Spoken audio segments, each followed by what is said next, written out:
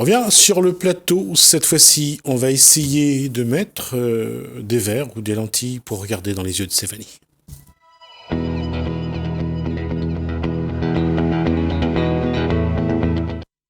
Mettre des verres et des lentilles, c'est d'abord fouiller dans son sac. Et dans son sac, parfois... Bonsoir Stéphanie. Bonsoir.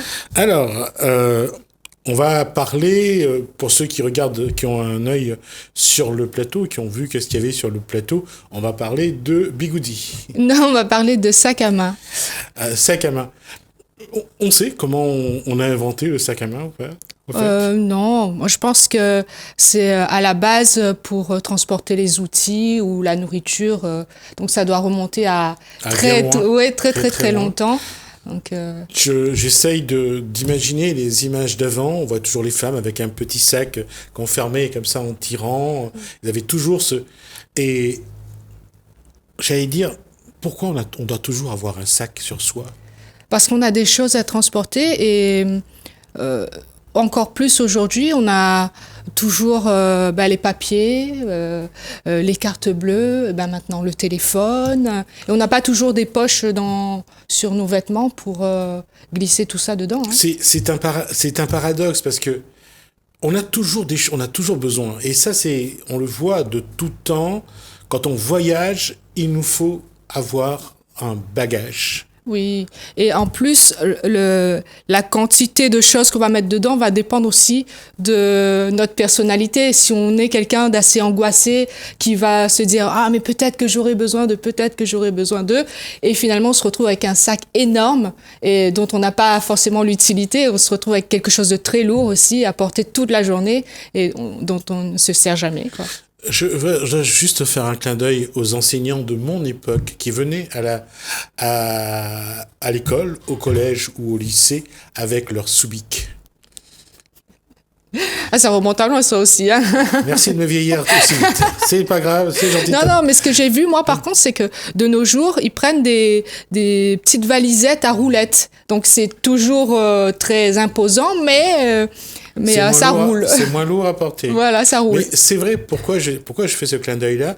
Parce que ce n'était pas la forme, c'était d'avoir un contenant pour mettre des éléments dedans. Mm-hmm. Et c'est quelque chose, ce qui caractérise j'allais dire, ce genre de sac pour les femmes, c'est que il y a vraiment de tout. Oui. On met vraiment de tout dans le sac. Oui, il y a de tout et parfois c'est un peu le bazar, hein. Ça manque d'organisation, donc après c'est le fouillis. Organisation, c'est un mot qui est vraiment galvaudé. Non, mais en fait, ce qu'il y a, c'est que il y a certains sacs qui disposent déjà de compartiments, de poches intérieures, de compartiments pour le téléphone par exemple, ou de poches zippées. Mais il y a des sacs aussi où c'est uniquement une poche et puis après tout est fourré dedans en bric-à-brac. Voilà. Je fais un petit peu j'enjambe un peu l'histoire et le temps, mais au départ, c'était que pour l'usage des femmes.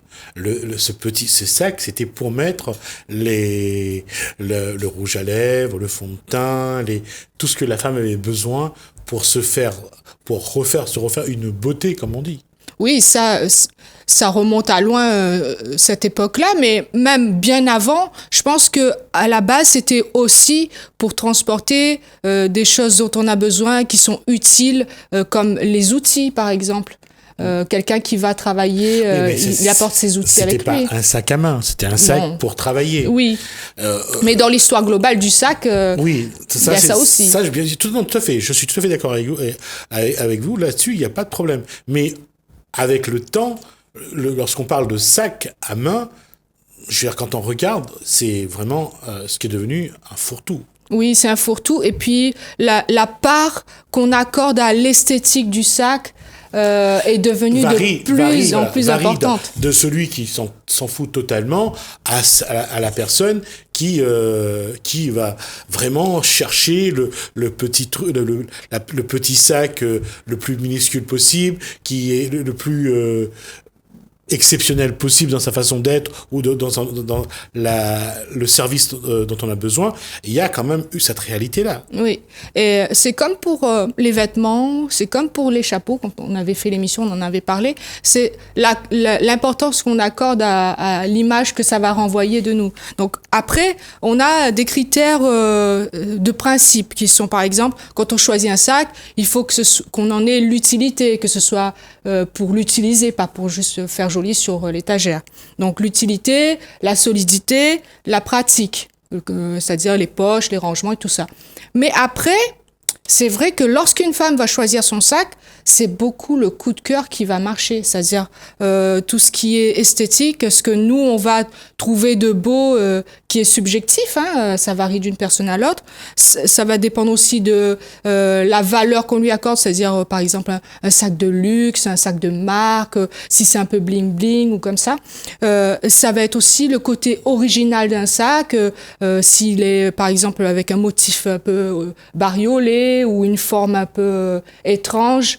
Tout ça, ça va dépendre de chaque personne, en fait. Alors, j'allais dire, ça dépend aussi des sphères aujourd'hui. Il y a des sacs qui sont vraiment très sacs, très féminins, qui va avec des vêtements, qui est de la même couleur. Et puis, il va y avoir le sac que la personne prend parce qu'il a besoin d'avoir un sac dans lequel il va mettre son crayon noir, son rouge à lèvres, son fond de teint, et puis plein de choses, hein, y compris des choses parfois qui peuvent surprendre. Oui. Bah, dans cet ordre-là, il y a différents types de sacs.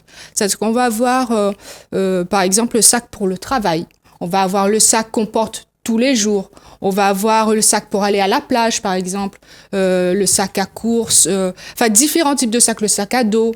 Et ce genre de sac-là, parfois, est un peu détourné et transformé. Donc, on a vu récemment, la grande mode, c'était les mini sacs à dos. Donc les mini sacs à dos en guise de sac à main en fait. Hein.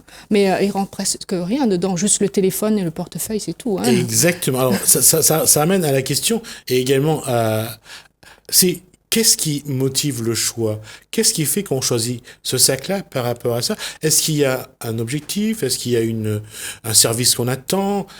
Comment est-ce qu'on choisit? Comment est-ce qu'une femme va réfléchir pour choisir le sac qui va avec elle, avec ce qu'elle a besoin, avec ce qu'elle veut en faire? Malheureusement, ça marche pas du tout. La réflexion est hors circuit lorsqu'il s'agit de sac à main. On a vraiment un problème avec ça, nous les femmes. C'est-à-dire que j'ai travaillé dans la maroquinerie, donc je sais de quoi je parle. C'est-à-dire que lorsqu'on se donne un objectif, on se dit bon, moi, ça serait bien que mon sac il ait telle forme, telle couleur, machin. Mais au final, lorsqu'on arrive dans le magasin, il va y avoir des modèles qui vont faire tilt et puis on aura beau regarder ailleurs, on va revenir à ce qu'on a vu en premier. Donc c'est vraiment ce côté subjectif, c'est le coup de cœur qui fonctionne en premier et malheureusement on se retrouve après avec des tonnes de sacs à la maison. Alors il y a ce coup de cœur, mais parce que on s'attache à un objet. L'objet qu'on voit, on le désire, on a envie de l'avoir. Ça c'est la première chose. Mm-hmm. Mais est-ce que ça correspond à ce qu'on a envie de faire avec? Ah, pas toujours. Pas toujours, et comme je disais, c'est pour ça qu'on se retrouve avec plein de sacs, parce qu'en fait, on se rend compte que finalement, il n'est pas si pratique dans l'utilisation qu'on veut en faire. Donc, on va multiplier les sacs, c'est-à-dire qu'on va prendre un sac pour aller en soirée, un sac pour tous les jours, un sac pour le travail. Donc, on se retrouve avec plein de sacs différents. Alors justement, si on regarde aujourd'hui, est-ce qu'il y a différents types de sacs ? Oui, alors je vais vous énumérer quelques modèles. Alors donc il y a le cartable et la serviette. Donc ça c'est typiquement pour mettre des documents à l'intérieur. Alors c'est plus masculin ou c'est plus féminin ? Ah, ça peut être très féminin. Par exemple, moi j'en ai un qui est violet. Donc bon, c'est pas typiquement la couleur masculine. Après on a donc les sacs à dos. Récemment donc les mini sacs à dos aussi, transparents, avec des fleurs, enfin plus ou moins grands. Ça peut être pratique par exemple pour les gens qui voyagent beaucoup en transport en commun ou à moto, c'est très pratique. Après on a les sacs besace ou bandoulière, un peu comme les sacs de facteur. Donc avec le rabat par-dessus. Donc c'est assez pratique, c'est-à-dire qu'on n'est pas obligé de le zipper, de fermer. Il suffit juste de soulever pour avoir accès à ce qu'il y a à l'intérieur.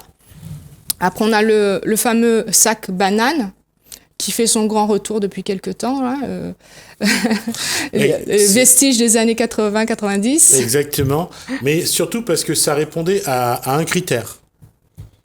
À un critère, lequel? Oui, ça a un critère, répondait à un critère. Ah. Le vol. Ah oui, c'est vrai, c'est vrai. Mais aujourd'hui, on le porte différemment, par contre. Hein. On ne le porte plus à la ceinture. On le voit qu'ils le mettent sur le côté. Voilà, c'est ça. La peur de se faire voler n'est plus. Les pickpockets ont peut-être trouvé d'autres méthodes et le sac banane est un peu plus tranquille.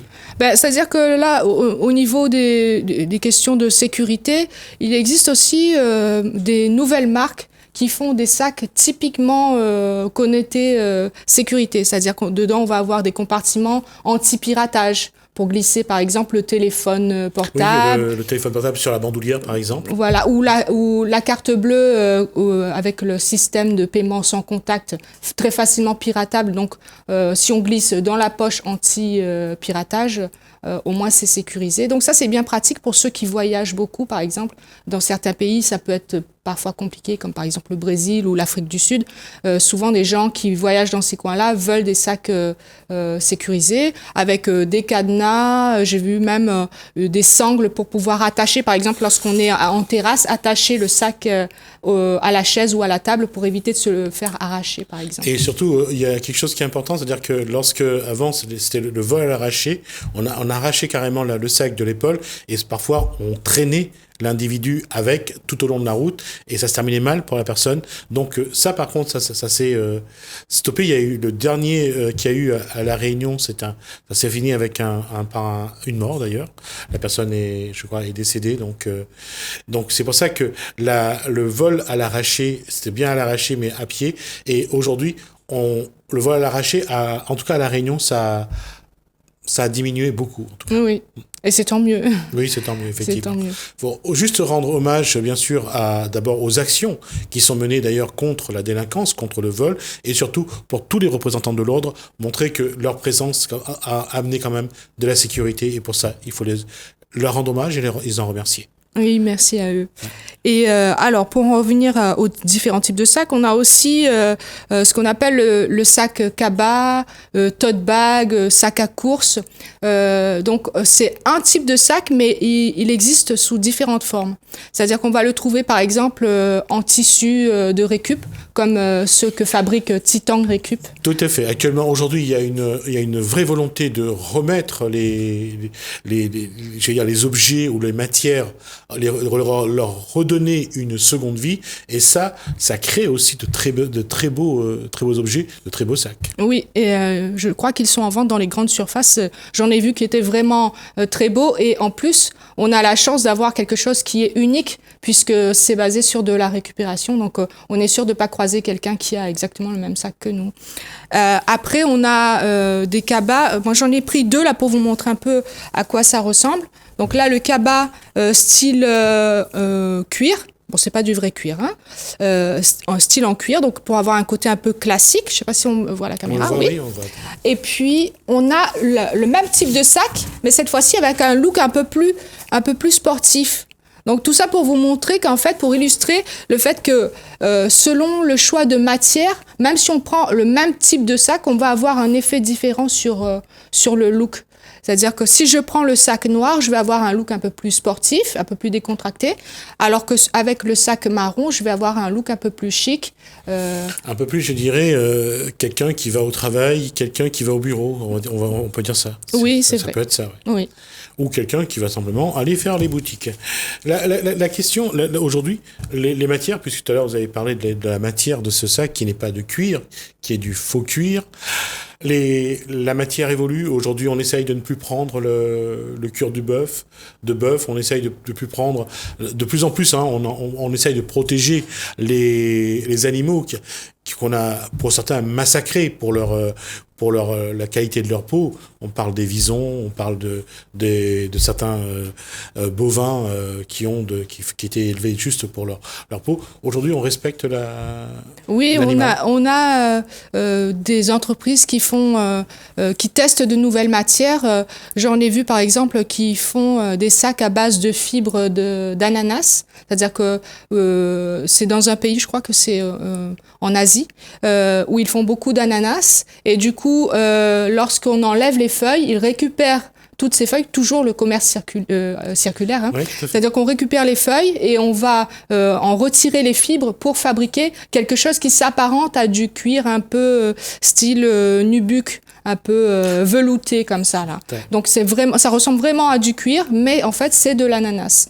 Donc là, on a des solutions qui viennent aussi en appui avec cette démarche d'arrêter de faire du cuir animal. Alors, on va juste préciser une chose. Nubuck, je ne sais pas du tout ce que c'est. Alors, ça ressemble à quoi, généralement ? Ce qu'on appelle le daim, c'est-à-dire, oui, un peu velouté comme ça, au toucher. Après, juste une petite précision, hein, le cuir nubuck ou daim est assez difficile à porter en sac. C'est-à-dire que c'est une matière qui déteint. D'accord. Et là, c'est une catastrophe. Lorsqu'on a un sac, il fait chaud à La Réunion, on transpire. Lorsque le sac frotte au niveau des aisselles ou alors au niveau du pantalon ou de la jupe, ça laisse des traces, ça déteint sur les vêtements. Donc, si vous pouviez éviter de prendre cette matière-là en cuir animal, hein, je veux dire. Hein, donc, si vous voulez vraiment le prendre, prenez-le plutôt dans une couleur naturelle, c'est-à-dire dans les tons de beige ou de marron. Évitez le bleu, par exemple, ou le vert. Ça déteint vraiment beaucoup. En termes de matière, aujourd'hui, qu'est-ce qui est utilisé comme matière pour faire les sacs ? On a parlé du cuir tout à l'heure. Est-ce qu'il y a d'autres il y a beaucoup de synthétiques. De plus en plus résistants. Est-ce que c'est une bonne chose ? Je ne sais pas. Pour la nature, hein, je ne sais pas, à vrai dire. Mais on a aussi la possibilité de prendre des sacs en tissu, par exemple en jean. Donc ça, on sait que c'est quelque chose qui résiste beaucoup dans le temps. Ça dépend de quel jean, parce que les jeans d'aujourd'hui ne sont plus aussi épais et ne sont plus aussi solides. Hein. Oui, c'est vrai. Il faut voir par rapport à la quantité de synthétique qu'il y a dedans, d'élastane. Plus il y a de coton, plus il va être solide en fait. Hein. Donc de toute façon, dans toutes les choses qu'on achète, dans tous les produits, il va y avoir la composition sur l'étiquette. Donc vous regardez. S'il y a beaucoup d'élastane, laissez tomber. Prenez plutôt quelque chose avec beaucoup de coton. C'est quoi l'élastane ? C'est une matière synthétique, voilà, qui donne de l'élasticité à un tissu en fait. Hein. D'accord. Et en termes de matière, il y en a d'autres ou pas ? Non, après, il y a des sacs rigides en plexiglas. Mais bon, ça, il faut aimer. Hein, je veux dire, avoir un sac qui est complètement rigide, dur... Ouais. C'est assez particulier. C'est une question de goût, je pense. On appelle ça un sac futuriste ou pas ? Alors, dans les sacs futuristes, moi, je vois plutôt des sacs connectés, des sacs... oui, parce que ça existe. Des sacs avec des compartiments, comme je disais tout à l'heure, anti-piratage... ce genre de choses-là, ou des sacs anti-vol avec des cadenas à code et tout ce genre de choses. Donc, on voit que ça se développe même au niveau de la bagagerie aussi, hein, les valises connectées, c'est-à-dire que lorsque les bagages se perdent, on a le GPS, donc on sait retrouver la valise, par exemple. D'accord. Et en matière de couleur, de forme, là aussi, quand on parle de futuriste ou d'autres éléments, les couleurs et les formes varient aussi. Ah oui, les couleurs et les formes varient beaucoup. Aujourd'hui, on ose plus les couleurs, on ose plus les sacs à motifs. Alors qu'avant, on se basait sur des couleurs classiques comme le noir et le marron.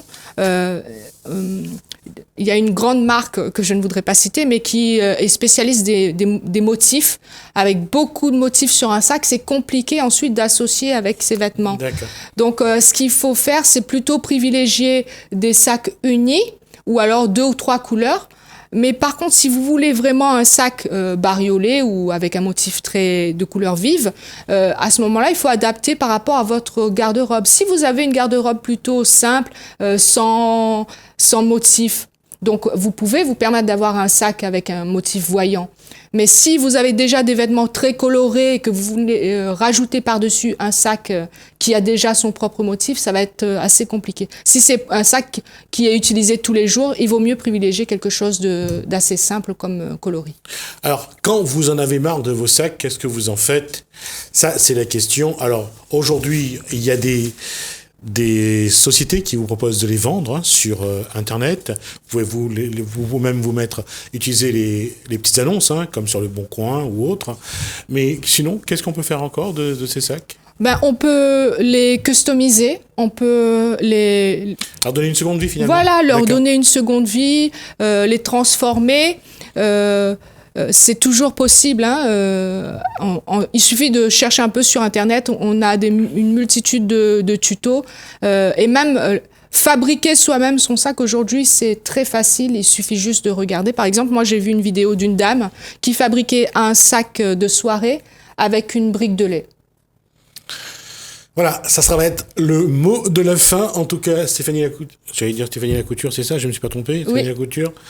Merci pour tout ce que vous avez apporté cette année. Merci de nous montrer que la beauté est dans le regard de chacun. Ça, c'est quelque chose qui est vrai.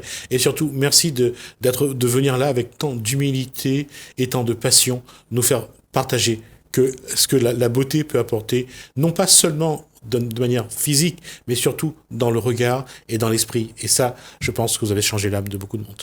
Merci à vous. C'est moi qui vous remercie. Merci, on se revoit l'année prochaine. À l'année prochaine, oui. Beaucoup de bonnes choses pour les fêtes, plein de bonnes choses, et de revenir avec autant de passion et d'humilité. Merci en tout cas Stéphanie Lacouture. Merci à vous de nous avoir suivis. Merci Lalanne, merci François, merci Marie-Sylvie. Je vous dis à demain.